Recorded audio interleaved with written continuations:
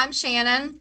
And I'm Jerry. Yeah, and we are lifestyle bloggers of Arner Adventures, and we're North Carolina natives. Well, you're Grew sort up of. in North Carolina, yeah, in the Raleigh area all my life. Yeah, Yeah. and we actually lived in the Raleigh Wake Forest area, and then moved to the Crystal Coast. We actually live in Beaufort now. Moved Hmm. down in 2017. Yeah, So you guys are strong mental health advocates. I love that. yeah, Can you kind of tell me why you're so involved in mental health and why that's so important to you guys? yeah. You want to go? Yeah, sure. I had struggled with a lot of anxiety issues over time, going back a long way, and had just come around to a point of wanting to address that in a more proactive way. Right. And we've done that through a lot of that's just been interacting through this blog and our podcast. And then, kind of comboed, sort of worked nicely together is that we owned our own business, which is kind of how all this started back in Wake Forest. And through a culmination of just, we grew really fast and suffered a lot of burnout and actually in the last few years suffered a lot of loss and through grief and depression. And I suffered a burnout. I mean, that was just a mental health burnout. And I think both of us suffered different things and we're sort of supporting each other the best way that we knew how. And through, I guess, a couple of years of not taking very good care of ourselves physically nor emotionally, learning through that is sort of where our passion comes from for mental health. Yeah, the catalyst was running our small business, and if you don't have the tools in place to take care of yourself, a small business can be so overly encompassing, that you can get in a kind of a rough place because you're always working and not taking care of yourself and whatnot. So that was the sort of tipping point after we went through that. It was like, oh, we got to learn how to take care of ourselves, and Yeah. Yeah. I yeah. understand. Mhm. And when we had our small business in Wake Forest and through the burnout and realizing that if we didn't, that could be a really long story, but if we consulted a business broker and we knew that if we didn't sell that business we were going to close it, sell it, whatever. But if we didn't end that, we were just not going to make it. I mean, we were not going to make it. We knew we needed a lifestyle change. And for us, that lifestyle change had to happen for us to just physically go on. So when we sold our business, and the combination of a lot of things sort of happened literally in the span of a few weeks. We sold our business, we sold our house, we sold most of our belongings, and people thought we were losing it. And when we did all of that, people kept asking us, what are you doing? What are you doing?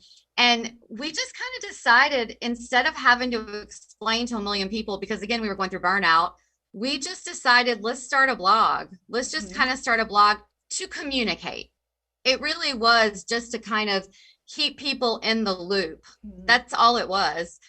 As social media started helping us form this community for Arner Adventures, we started growing and growing this community, and then we started becoming inspired by people who had sort of cultivated the life that they wanted and started realizing that there are so many other people who, not the same way we had. Sometimes there were people who had taken their own path in a similar way, but definitely not the same journey, but had done something maybe similar that was not the norm. We just started kind of plugging in these people who were inspirational to us. And we always said that they created a spark. They were a spark in our lives. I love that. And it sounds like a soap opera. Well, it's a lot of people too. Yeah. And it's a lot of people too who do self-help sort of podcasts and whatnot. Speaking of your podcast, you guys I saw a virtual launch for your podcast. It was a little party. How was that? Because Yep. I saw the picture on your Instagram and I was like, I have to know how this was.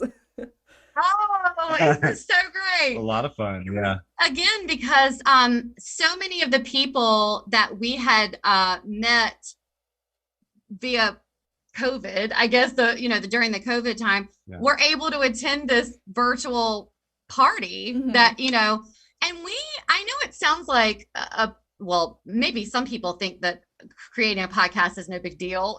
It's a big deal. Oh, It's yeah. a lot of work Yeah. for us. It Mhm. is. So, and I'm a little neurotic too. So, coming up with everything, but it took like a year to sort of figure out Yeah. everything that goes into it. And then I'm super, again, neurotic and OCD and all of that. So I wanted to make sure that, what was the format going to be and all of that. So coming up with everything, being super organized and having a launch date and everything, I wanted a party. And being able to have a party and invite everyone we wanted to invite, we couldn't do it. We Right. surely couldn't fly people in. I mean, we Right. couldn't do that. So we thought, well, why not do it virtually? If everything else we have been doing is via social media, let's just sort of do it. So what we did was we launched it on the Facebook Live and Yep. YouTube Live. And so it was great. It was fun. It was a lot of fun. And Betty White, our dog, was with us, and Yeah. she has her own following. So I need to know how she got her name. Was it just the love for Betty White, or where did that come from? it's a little of both. So Betty White, our Betty White is a rescue. Mhm. And she's a pity mix. And so, like social media, she gets a bad reputation, pitties do. And so when we rescued her, we knew that she needed a lovable name of someone that everyone loves. And I'm a huge Betty White fan. Mhm. So She even had the Golden Palace DVD.